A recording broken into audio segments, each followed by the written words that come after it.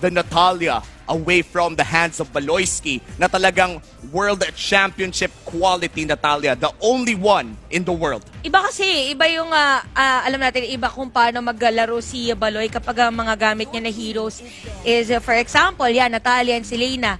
Nakita din natin, by the way, si Valir na ginamit kahapon. So, mahirap kasi for Blacklist International, kung gusto nila sila maging aggressive, tapos merong tumutulak. Kung merong firebender, kung merong firebender bigla, so ayaw nila mag-attack yung Fire Nation.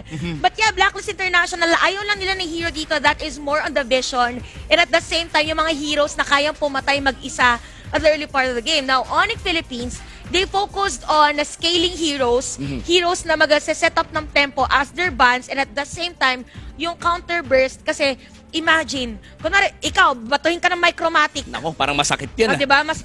Micromatic yun eh. Masakit talaga yun. So, Kagura ang bilang dito ng Onyx kasi mahirap nga naman kapag nahanap ng Micromatic dito, si Farsa. Yeah, and right now, Onyx Philippines, they're gonna wait on the next pick of Blacklist International. Meron na tayong position, or may XP lane in position 5 na tayo most likely on the hands of Blacklist International. Itong Beatrix, let's potentially put him in the gold lane. Itong next pick na to ay magde-decide kung ano ba ang itsura na overall lineup ng Blacklist International. Isi-secure nila ang Nathan. That's a double marksman lineup with the Rafaela. What's with that reaction, Chantel? Napakaganda ng binito ngayon ng Blacklist International. Imagine mo kasi yung lineup dito ng Onyx Philippines, ako lang sa kanila is DPS. Yes, open pa sila Clint, pero usually kasi we don't see a Clint as a jungler. So wala pang jungler na pwedeng gamitin ng Onyx Philippines. Kaya hindi naman napilitan, pero we don't usually see Kyrie all the time using the YSS, not unless meron pa silang ibang hero for Kyrie, tapos gawin nila na gold lane dito yung YSS. But Blacklist International, if we talk about firepower, kompleto na sa kanila yon. Talk about sustain, they also have it. Tapos yung continuous sustain with the Rafaela, kompleto sa Recados, kailangan na lang nila ng burst. And look at this, Onyx Philippines picking up the Lolita, isa sa mga sikat na counter pick against a double marksman lineup katulad na meron ng Blacklist ngayon. Beatrix and the Nathan, you can see the smile sa mga konting ngiti kahit 0-2 sila. They're confident with this lineup against Blacklist International. Now let's see kung paano ba tatapusin ng Blacklist International ang kanilang composition in this game number 3. Napaka-intense ng game na to. Sobrang importante in a best-of-7 series. Paano tatapusin itong Blacklist? Coach Bon Chan, what's your plan this time around?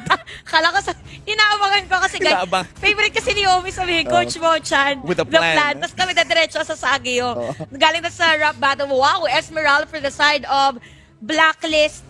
I believe Blacklist International, totoo yung sinabi ni Coach Boncha na may nagtanong sa atin from the lounge, ano kaya magiging preparation nila knowing that they're up against Onyx Philippines. Yes. Sinabi nila, ang pinaka-question dapat is hanggang anong oras sila magpre-prepare. So, feeling ko na puyat dito ang Blacklist International preparing this kind of draft. But Coach Yeb, the coach na more on motivational with strategies, dito maglalaban yung kanilang draft. This is the draft battle, and of course, the battle between the execution of the two most finest teams of MLBB, and it comes from the Philippines. Game number 3 between Blacklist International and Onyx Philippines. Sobrang importante nito para sa Onyx Philippines to restart the tempo of this best-of-7 series. Mailusot kaya ng Onyx Philippines? Eto na, dito natin makikita, again, ang daming storya sa ating dalawang teams. Nakakalungkot isipin na magkakasama sila pa rin ngayon sa M-Series, but at the same time, hindi na sila magkakasama. It all started on Dreaming High with Dream High Gaming.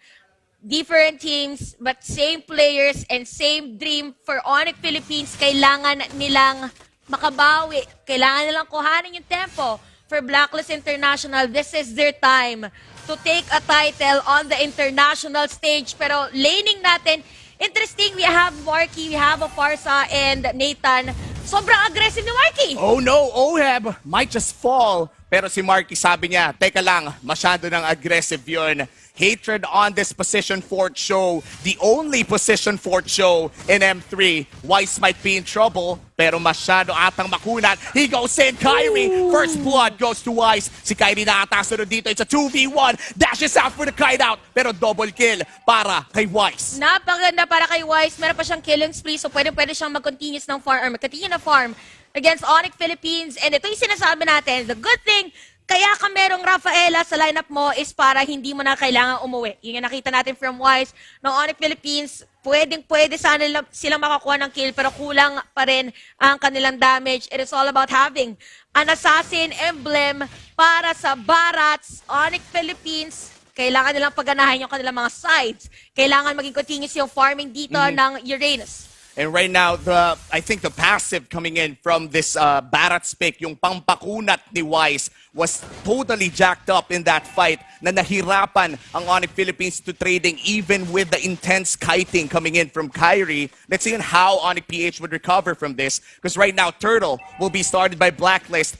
Mountain Shocker, ginamit na rin dito. Vision is already down for Onyx Philippines. Kalahati na ang buhay ng Turtle. Inaabangan ng Onyx Philippines kung kailan nga ba papasok. Wise, he goes in for the Donuts. Welcome. Nahuli niya dito si... Oh no! Turtle gonna go in to the hands of Kyrie. Back na ang call ng Onyx Philippines, pero makakatakas kaya sila. Look at the damage coming in for the Esmeralda. It's a 2-for-1. Bagsak si Baloyski. Bagsak si Kyrie. Pero nakapalitan si Edward.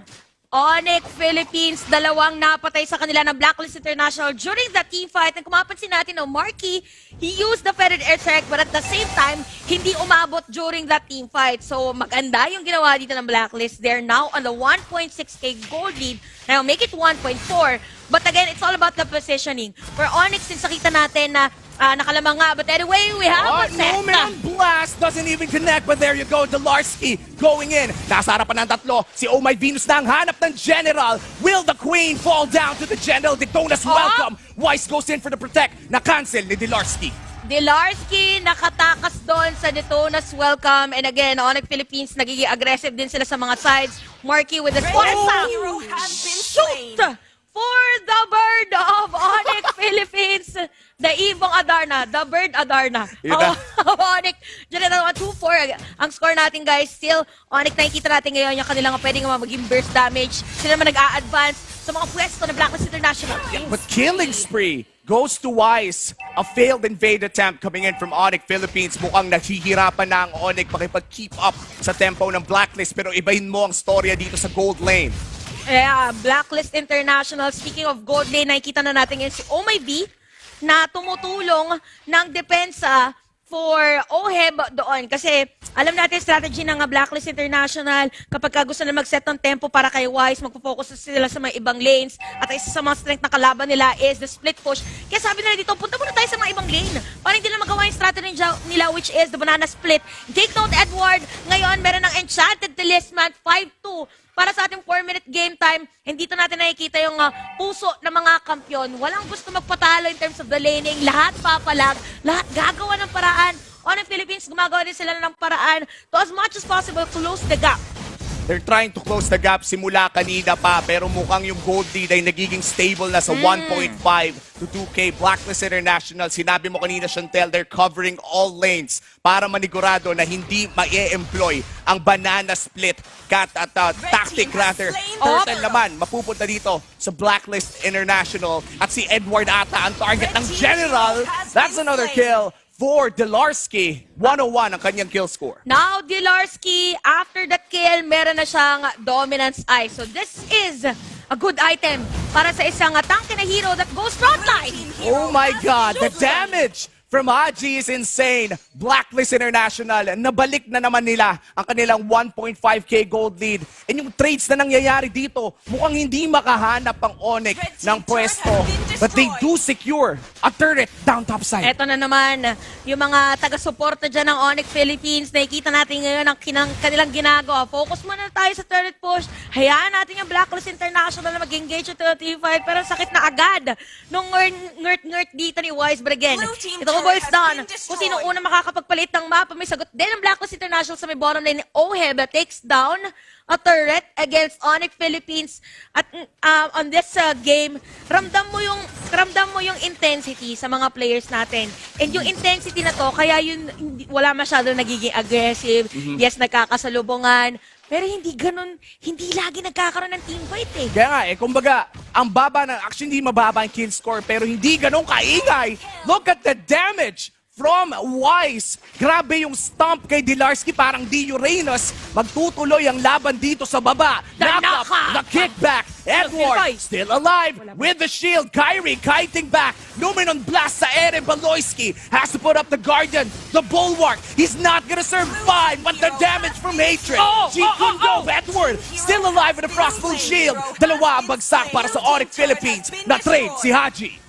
Hatred and Baloyski down for Onyx Philippines. And kung mapapansin natin, all along, akala natin na ginamit dito ni Edward yung kanyang Purify. Pero hindi tinuloy dito ni Hatred yung kanyang Wave the Dragon and Blacklist International. Tuloy-tuloy ang kanilang damage against the Onyx Philippines, and it all boils down sa kanilang nagiging aggressiveness. They have the Rafaela.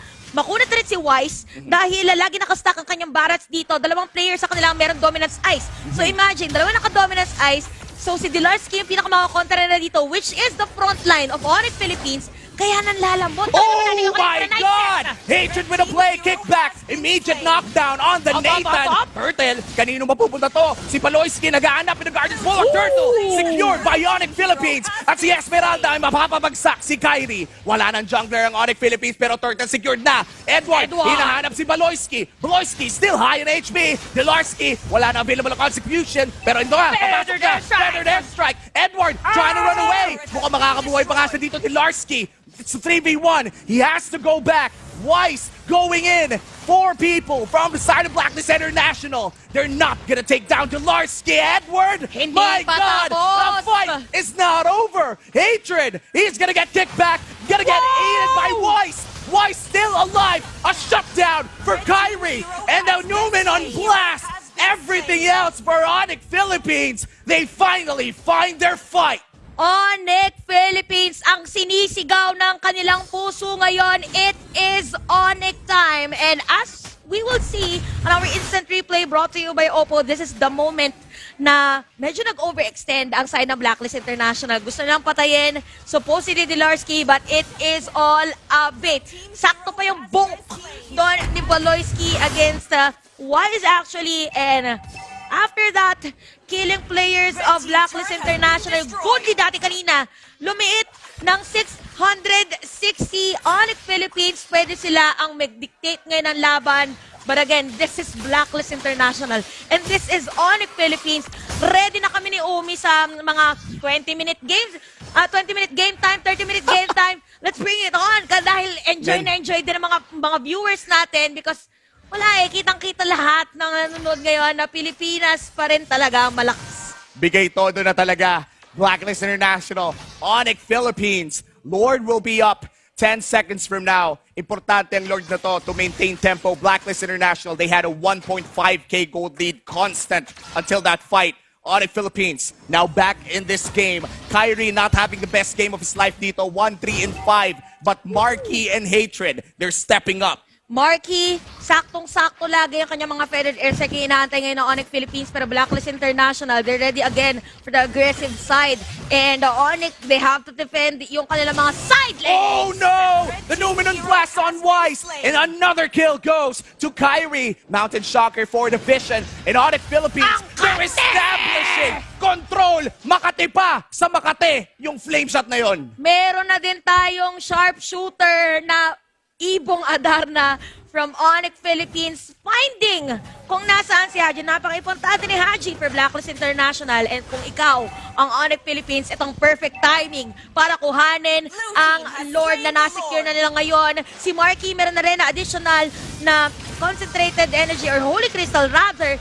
So, yung damage niya, dodoble pa ngayon. Pero Blacklist International, nasa kanila pa rin yung pwedeng tempo. Sila yung nasa DPS. Kasi kung papasin natin, Umi, yung lineup dito ng Onyx, ang pinaka-free hit lang talaga nila na magbibigay na damage ay si Kyrie at saka si Marky.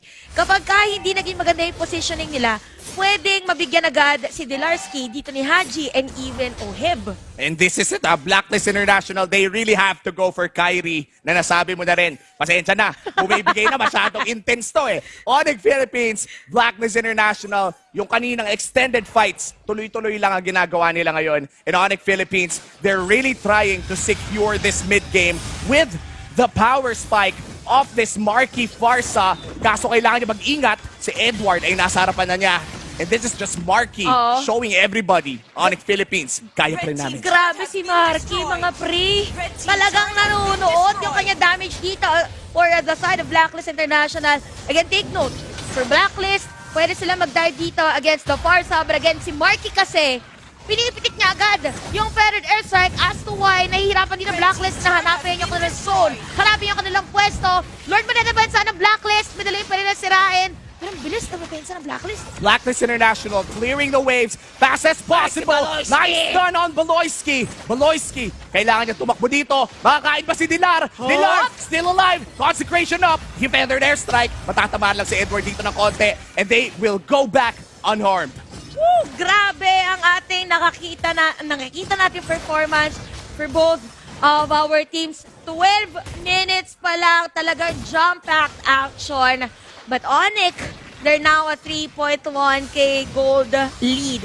If we look at the items, no? Hatred. Oh, wait a minute. What? Burst down on Nathan. Hatred, you are insane.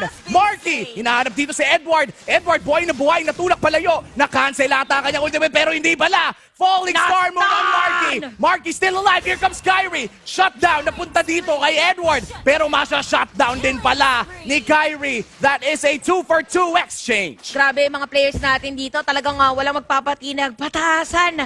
Pataasan ang pwede ibigay para sa kanilang mga teams habang itinataas nila ang bandera ng Pilipinas. Pero kanina, before the team fight, nabanggit natin, or let's focus on Hatred. Ang kanyang itemization dito is really on the damage. So nakita natin ang kanyang priority is si Oheb para hindi maka-free hit against Blacklist International. So Blacklist International dito, isa din sa mga kailangan nilang i-take note is kung paano nila hahanapin at pipigilan si Hatred na pumake off dahil yung isa sa mga pangbigay ng damage dito for Blacklist International is kinda malambot. Kinda malambot talaga. Kinda malambot.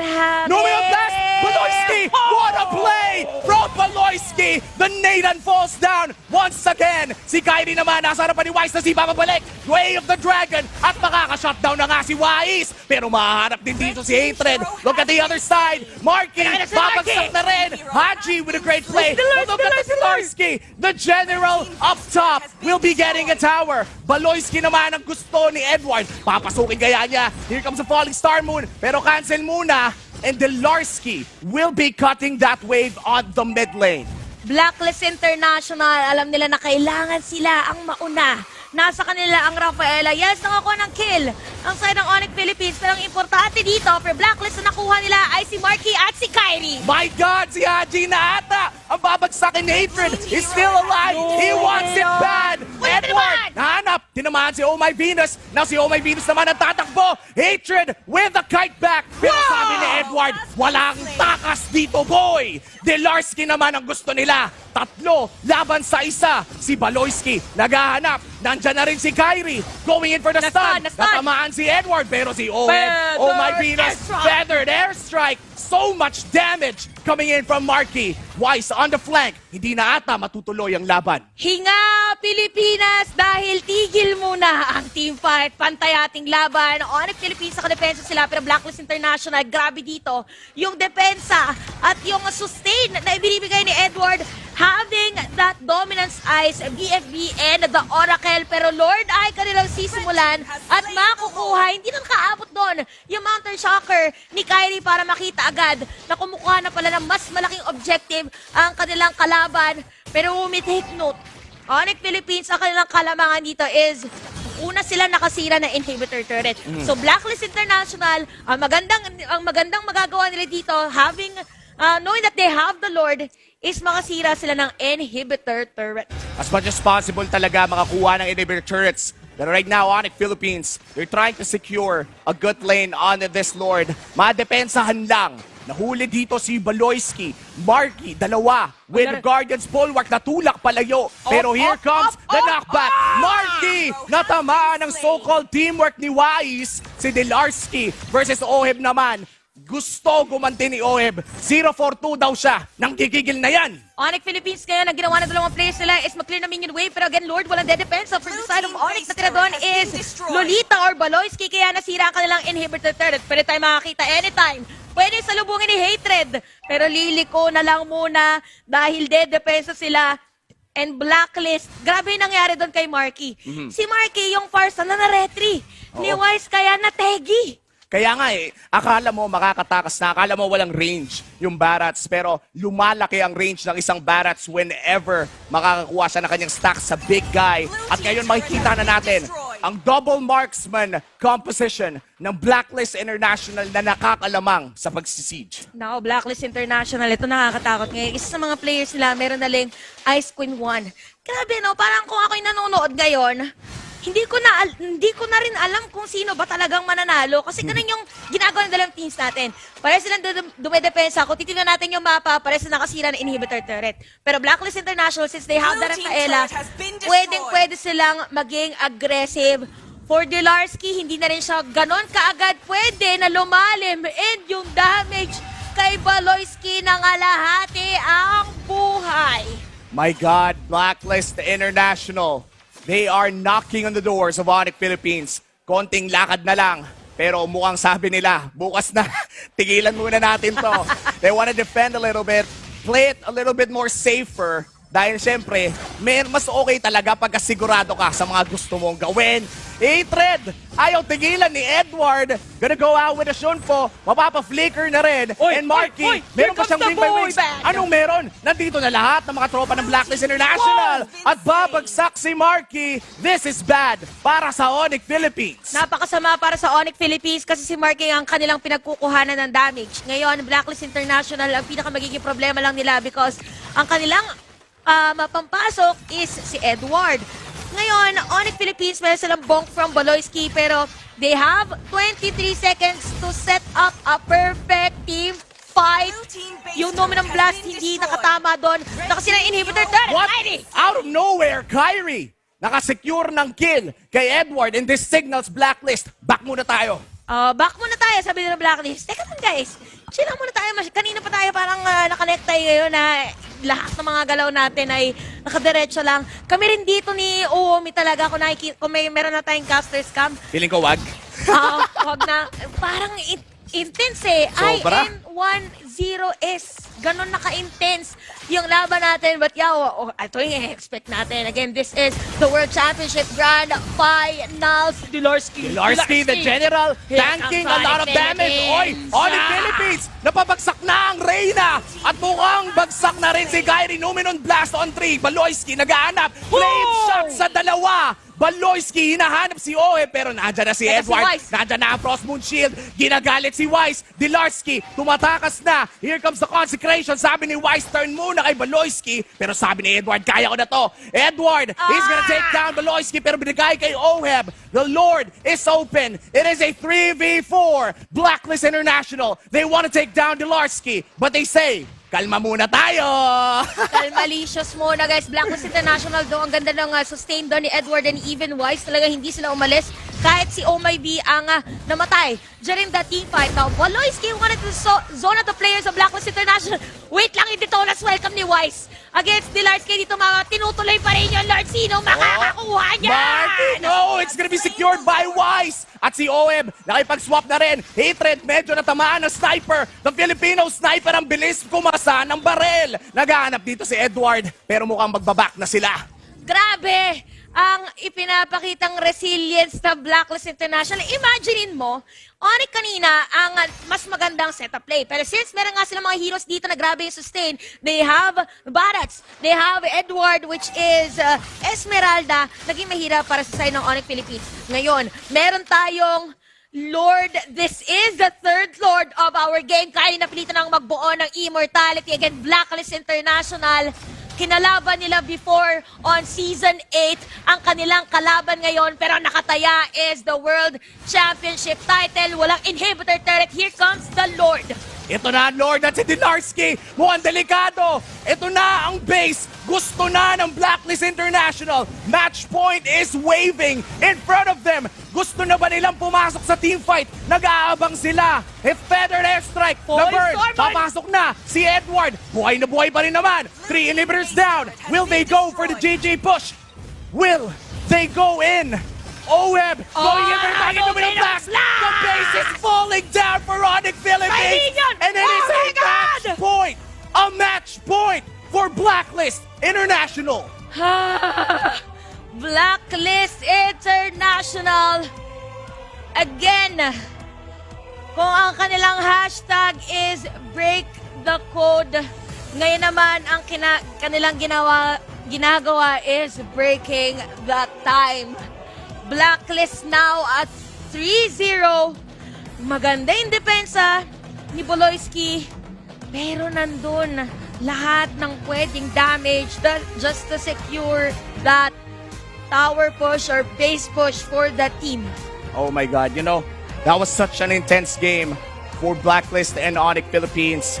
My only hope is that Onyx Philippines hindi pa crushed ang kanilang soul because even with the agents, I don't know kung ganito rin ba ang iniisip nila. But they don't want to see a sweep. I think none of the Filipino people would want to see a 4-0 happen. We want